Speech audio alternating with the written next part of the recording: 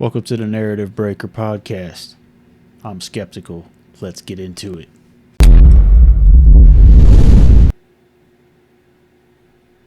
I just want to touch base on this video. With everything going on in the world, everybody's got opinions about things, but let's actually hear something from an actual Holocaust survivor. We'll see what happens here. Holocaust survivor, that the genocide in Gaza is not happening in my name and in our name. The way that the Israeli government is using the memory of the Holocaust in order to justify what they are doing to the Gazans is a complete insult to. You hear that? That's a complete insult to them. That's amazing. Memory of the Holocaust is an outrage. When I saw the Israeli ambassador to the United Nations putting on a yellow star, was stomach turning. Somebody who had to wear a yellow star, like myself and my entire family. I'm insulted by that. What distinguishes the Jewish Holocaust is its industrial scale and industrial methods being applied. And what has been happening to Gaza is similar in that the scale of the bombing and the indiscriminate nature of the bombing, the complete lack of care about children and women being the majority of the victims, amounts to industrial scale of genocide. The painting of the Palestinian people as worthless, almost animal-like by the description of some of the leaders. That dehumanization enables the population of Israel to tolerate what's going on. The way that Palestinian people... So they're screwing with the minds of the actual civilians in Israel and in America. That's a problem.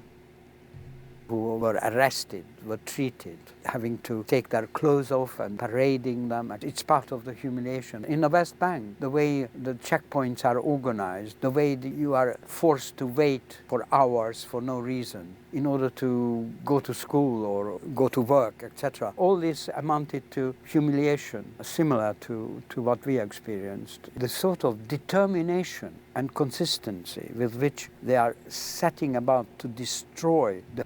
Look how happy he was to blow all that up. That man was so happy to do that. So happy. That's just sick, man. Murderers, like the modern day, they're the real modern day Nazis. Of Gaza is very similar to the kind of cruelty and They love determination of the fascist regimes, some of the actions of the Nazi state in dehumanizing and completely cruel large-scale killings, etc. If it is repeated, I don't see why you couldn't make the parallel. It can only be helpful in understanding what's going on to make the parallel. I don't think there should be any taboo against that. I think To be clear, that's a Holocaust survivor saying that what Israel is doing now is comparable to what Hitler did. You heard that. Particularly find painful to see the children. Because I remember after the war, we played in the ruins like they do now. But particularly their losses, to suddenly lose parents and siblings and so on. There was a boy in the same rescue homes where I was. He was traveling on a tram with his parents. This boy moved to the front to stand behind the tram driver because he was interested in how he was working the levers and so on. At the next stop, an Arrow Cross raiding party came on and asked for papers. And the parents were identified as Jews and arrested straight away. The son was separated at the front, and they had to make an immediate decision whether to say something to him and involve him or let him perhaps escape the net. And that's what they decided. So they were taken down from the tram and sent to Auschwitz. They never said goodbye to their son, and they perished in Auschwitz. So that was the end of the family. Now, can you imagine the psychological state of that boy who suddenly found himself on his own in this way, not saying goodbye to his parents? And I think this kind of thing, this separation, and the sense of complete inability to intervene or in any way exert any kind of positive influence on events, this kind of separation and destruction of families in this manner is again something that repeats in Gaza now, I think.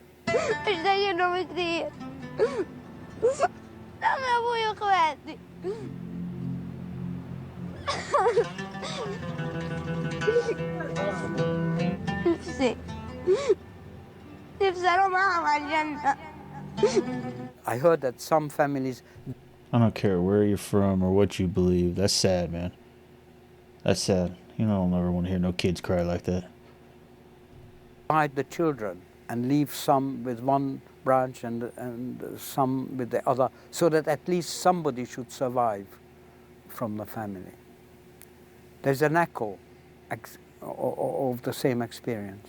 What happened to the Jewish people, the gas chambers and the industrial scale of extermination, and also the sort of invisible aspects, the incredible emotional pain caused, is so horrendous taken together that it seems to me inconceivable that it should be repeated anywhere in the world. That is why we say not in our name and never again. And this is why I was so totally shocked, particularly by those who I know have gone through the same themselves, repeating it on another people.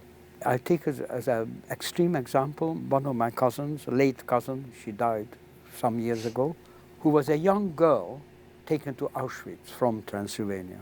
Because she was young and strong, she was put to work, and she worked in a warehouse sorting clothes.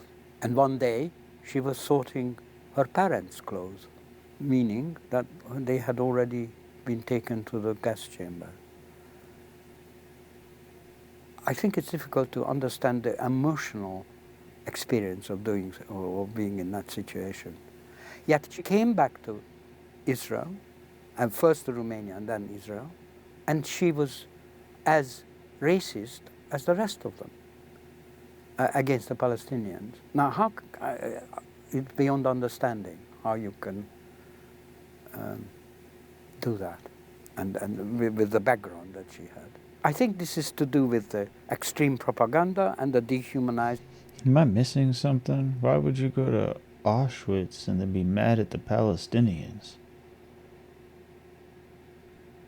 Maybe I need to look at a map again. Zionism was a very unfortunate and sad development for the Jewish people. It broke a much longer tradition of always being on the side of the oppressed, not the oppressor, and the charitable nature of the Judaism and the humanity that they advocate, into a kind of exceptionalism and nationalism. Everything is the Jews, not a single piece for other people, only for us. And in practical terms, impossible project of taking over another people's country, which led to all the troubles that followed. Also, I agree with my cousin, late cousin, a very bright guy, who said, well, if we claim that there is a people who tend to be the victims of other people's discrimination, etc., then the last thing you want to do is to collect them up into one place as a target. And I think he was right, and I think current events prove it. Zionism started to proclaim that the only safe place for Jews is in Israel, and what we are seeing today is the worst, the most dangerous place for Jews is Israel. Quite a number of my family from Romania ended up in Israel. So when I visited them, that was my first brush with Zionism, I was completely shocked how, despite their experiences during the Holocaust, they were racist, basically, against the Palestinians, and couldn't understand it. And I can't understand it to this day fully, how that could happen. But they were. There's no denying it. And I found that atmosphere of racism was prevailing generally in Israel. And I turned strongly against that. Later on, I saw the repeated brutality of action against Palestinians, and it became more and more horrifying, and the very cruel attack on Gaza was the ultimate. And Now, mind you, this is not just some conspiracy theorist American that's talking. This is a Holocaust survivor. I feel like he has the right to have these opinions and say that. It'd be hard to say that he's an anti-Semite, right? use of the Holocaust background as a cover for all this was just unbearable. I mean, it was criminal, I felt. And this is when I became more active in trying to protest. Today's marches are having a very hopeful aspect. It is so large, so persistent, so global, that eventually the Western leadership, which are trying to deny what is actually going on, will be forced to face up to it. And I think we are not far from that. There was no parallel to that in the Jewish Holocaust experience. In fact, there was great abandonment. There were some, very few, very brave people who risked everything to be on the right side of history and to rescue as much as possible. But the majority of people were too afraid and looked the other way. I find it completely incomprehensible, really, how you can do anything but totally condemn quite clear genocide. And anybody who doesn't do that, it will be revisited on him or her to look back on, to be on the wrong side of history and seriously guilty. And that goes for the UK government, to Keir Starmer and the shadow cabinet. And some of the church leaders, the chief rabbi, completely identifies with Israel and Zionism. I think it's important to stand up against this conflation that is propagated between Jewishness and Zionism.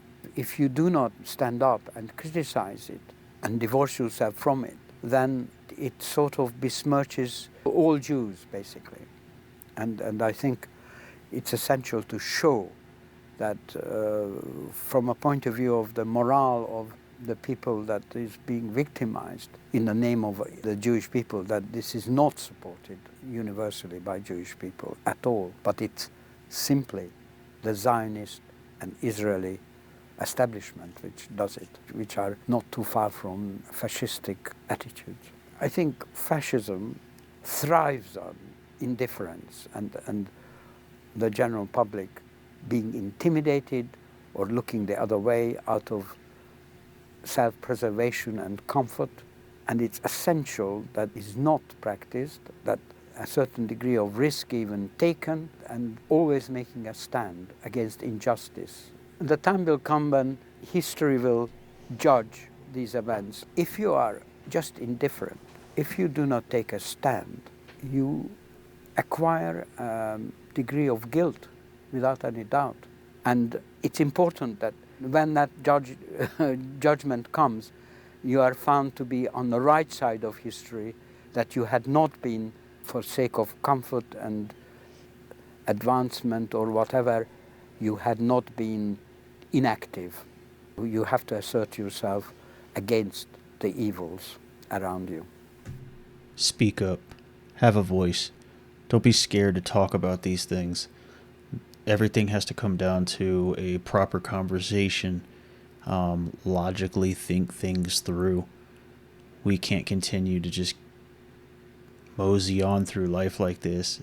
Every time we want to sit down and have a conversation and have a debate or any topic of discussion, we're blasted. You're racist, you're this, you're that, blah, blah, blah, blah, blah. Call me whatever you want to call me. The fact is, we still need to sit down. We still need to have that conversation. We still need to have a proper debate about these things. These topics need to be discussed thoroughly. Stop telling us that these people are terrorists. These people are terrorists. Oh, you got no proof of nothing. You've got no proof of nothing. Your intelligence is flat out fabricated. Lies, deceit. We're tired of it. Just, sometimes the truth just sets you free. I think that's it for this video.